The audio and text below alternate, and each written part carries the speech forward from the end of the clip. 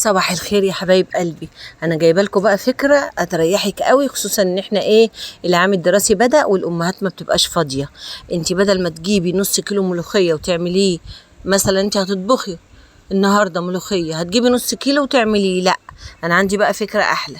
هاتي كيلو، هاتي 2 كيلو، اغسليهم وخرطيهم كويس وحطيهم في حله، وحطي عليهم كبشتين شوربه بعد ما تفرميهم بالمخرطه، وحطي عليهم مكعبين مرق، وحطي عليهم معلقه سكر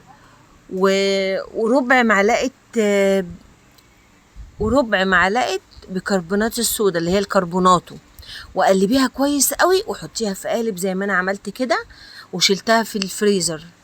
اجي بقى هطبخ، اروح واخده قطعه على قد حله صغيره كده واعمل لها الطشه بتاعتها بتاعت التوم وابقى كده، ولا جبت ملوخيه ولا قطفتها ولا غسلت ولا تعبت نفسي. انا بقى عندي الملوخيه بتاعتي. صدقوني يا جماعه الفكره دي جميله قوي، انا عملتها وريحتني قوي.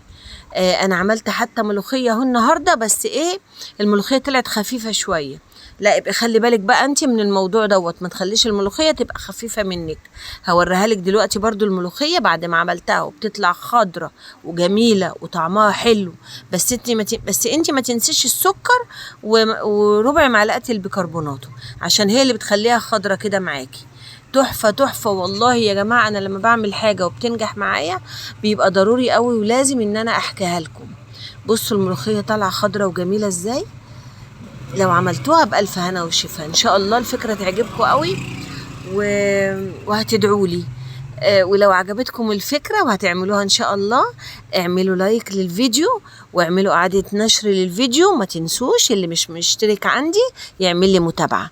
يلا يا حبايب قلبي وابدأوا، يعني الوقت اصله الوقت مهم واحنا بقينا في عصر السرعة، ما بقاش عندنا وقت بقى نقعد كل ما نيجي نطبخ ملوخية نجيب ملوخية ونقطفها كده. الفكرة دي هتعجبك وان شاء الله هتعمليها على طول بإذن الله. يلا اتركك في رعاية الله وامنه، والى اللقاء في فيديو جديد. ما تنسيش اللايك والشير، اعادة نشر للفيديو ما تنسيش. سلام عليكم ورحمة الله.